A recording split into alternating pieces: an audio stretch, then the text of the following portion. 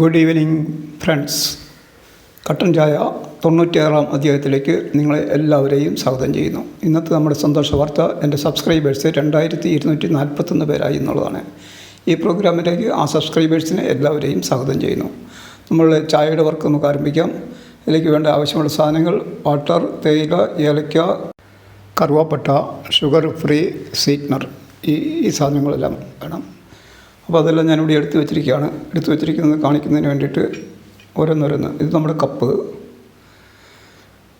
അടുത്തത് കറുവാപ്പട്ടയും ഏലക്കായും കൂടി അരിഞ്ഞത്. പൊടിക്കാനുള്ള സംവിധാനം ഇല്ലാത്തതുകൊണ്ടാണ് അരിഞ്ഞിരിക്കുന്നത്. ഇതാണ് സ്വീറ്റ്നർ. അത് 2 ഗുളിക മതി. ഒരു ഗുളിക 1 സ്പൂൺ പഞ്ചസാരയ്ക്ക് തുല്യമാണ്. ഇതാണ് അതിൻ്റെ പാക്കറ്റ്, ഷുഗർ ഫ്രീ സ്വീറ്റ്നർ. ഇതിപ്പം നമ്മുടെ സാധാരണ തേയിലയാണ്. സാധാരണ തേയില അത് നല്ല കടുപ്പമുള്ള തേയിലയാണ്. അതിൻ്റെ മറ്റേ പാക്കറ്റ് തീർന്നു പോയി. അത് മേടിക്കാൻ അടുത്തുള്ള കടകളിൽ കിട്ടില്ല. അപ്പോൾ ഏലക്കായും കറുവാപ്പട്ടയാണ് അടുത്ത് കാണിച്ചത്. അത് നമ്മൾ നേരിട്ട് കാണാനായിട്ട് എടുത്ത് വെച്ചെന്ന് മാത്രമേ ഉള്ളത്. അപ്പം നമ്മൾ നമ്മുടെ വെള്ളം തിളപ്പിക്കുന്നതിനായിട്ടുള്ള പാത്രം എടുത്ത് ഹീറ്ററിൻ്റെ മേളിൽ വെച്ചു. എന്നിട്ട് ഹീറ്റർ ഓൺ ചെയ്തു. ഹീറ്റർ ഓൺ ചെയ്തതിന് അതിൻ്റെ ടൈമിങ് സെറ്റ് ചെയ്ത് 120 to 118 ആണ്. അതായത് 2 മിനിറ്റ് നേരം 2 ഗ്ലാസ് വെള്ളം ചായ. 2 ഗ്ലാസ് വെള്ളത്തിൽ കൊള്ളുന്ന 1 ഗ്ലാസ് ഞാനിപ്പോൾ അങ്ങോട്ട് ഒഴിച്ചു. അത് നമുക്ക് 2 ഗ്ലാസ് വേറെ ഒഴിക്കുന്നതിന് പകരം അത് ഒരു വലിയ ഗ്ലാസ്സാണല്ലോ. അപ്പോൾ ആദ്യമായിട്ട് ഇടേണ്ടത് നമ്മൾ ആ മസാലക്കൂട്ടാണ്. അത് ആദ്യം ഇട്ട് ചായ മസാല എന്ന് പറയും. ഇപ്പോൾ ഞാനിവിടെ ഒരു അറിയിപ്പ് ഇവിടെ എഴുതിയിട്ടുണ്ട്, ഞാനത് വായിക്കാം. ഞാൻ നാളൊന്ന് പറഞ്ഞായിരുന്നു. പുതിയ ക്രിയേറ്റേഴ്സിന് എൻ്റെ സബ്സ്ക്രിപ്ഷൻ വേണമെന്ന് ആഗ്രഹിക്കുന്നു എങ്കിൽ പ്രത്യേകം ചോദിക്കേണ്ട എൻ്റെ ഏതെങ്കിലും ഒരു വീഡിയോയിൽ ഒരു കമൻറ്റ് അല്ലെങ്കിൽ ഏതെങ്കിലും ഒരു ഇമോജി ഇട്ടാൽ മതി.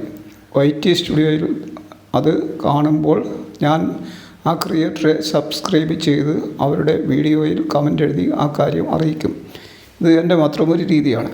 അപ്പോൾ ഈ അറിയിപ്പിൻ്റെ അർത്ഥം ഇത്രയേ ഉള്ളൂ. ഒന്ന് സബ്സ്ക്രൈബ് ചെയ്യാവോ, ഒന്ന് കൂട്ടാക്കാവോ, അങ്ങനെയൊന്നും ചോദിക്കേണ്ട കാര്യമില്ല. ജസ്റ്റ് എൻ്റെ ഏതെങ്കിലും ഒരു വീഡിയോയിൽ കയറി ഒരു കമൻറ്റ് അങ്ങ് ഇട്ടേക്കുക. കമൻറ്റ് എഴുതേണ്ട കാര്യമില്ല, ഒരു ഇമോജി ഇട്ടേക്കുക. അത് ഞാൻ പുതിയ ആൾക്കാരെ ഉദ്ദേശിച്ചാണ് പറയുന്നത്. അതായത് പുതിയ ആൾക്കാർ മീൻസ് 1K താഴെ സബ്സ്ക്രിപ്ഷനുള്ള ആൾക്കാരുണ്ടല്ലോ. നമ്മൾ അത് നോക്കുമ്പോൾ അറിയാം. നിങ്ങളുടെ അതായത് നിങ്ങളൊരു കമൻറ്റ് കാണുമ്പോൾ എന്താ ഗുണമെന്ന് പറഞ്ഞു കഴിഞ്ഞാൽ എനിക്ക് നിങ്ങളുടെ ആ ചാനൽ പോയി കാണാൻ പറ്റും. ആ ചാനൽ കാണുമ്പോൾ നിങ്ങളുടെ സ്റ്റാൻഡേർഡ് എന്ന് പറഞ്ഞാൽ നിങ്ങളുടെ അപ്പോഴത്തെ ആ നിലവാരം മനസ്സിലാകും. അപ്പോഴാണ് നമ്മൾ സബ്സ്ക്രൈബ് ചെയ്യുന്നത്.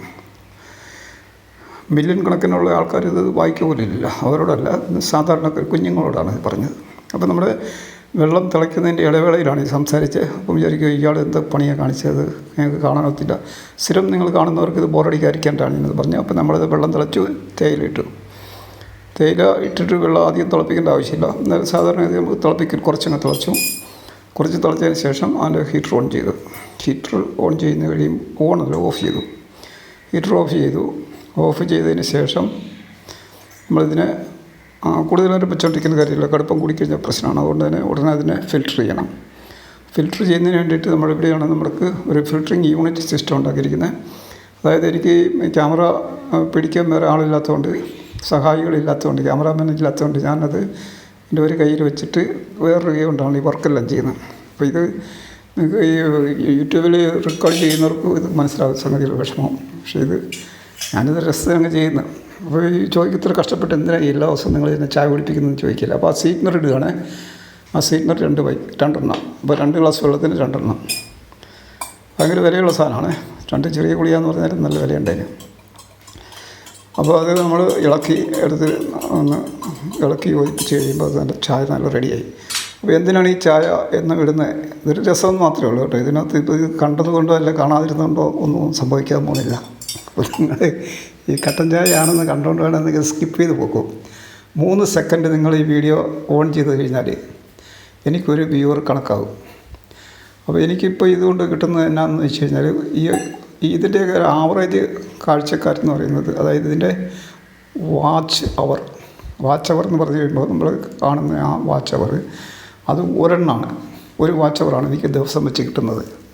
അപ്പോൾ നഷ്ടക്കച്ചവടമല്ല. ഞാനിതില്ലാതെ വേറെ കണ്ടൻറ്റ് വീഡിയോസൊന്നും ഇടാറില്ല. പിന്നെ ഇടുന്നതെല്ലാം കുഞ്ഞു വീഡിയോകളാണ്.